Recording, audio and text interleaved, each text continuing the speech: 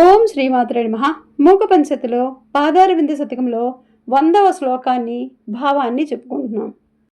మనీషా మాహేంద్రీం కకుబమివ తే కామపి దశాం పదతే కామాక్ష చరణ తరుణాదిత్య కిరణః యది ఏ సంపర్కే దుతరసమరందా కవయతాం పరిపాకం దత్తే పరిమళవతి సూక్తి నళిని. కామాక్షిదేవి పాదాల్ని సూర్యుడి కిరణాల సంపర్కంతో కవుల మకరందం నిండిన సువాసనాభరితమైన మంచి మాటల తీగ పరిపాకం చెందుతుంది. అలాగే తూర్పు దిక్కులాగా ఆ కవుల బుద్ధి ఏదో ఒక దిక్కుని పొందుతుంది. అనగా కామాక్షిదేవి పాదాల సేవతో కవులకి మధురమైన మంచి కవిత్వ రచనా శక్తి లభిస్తుంది.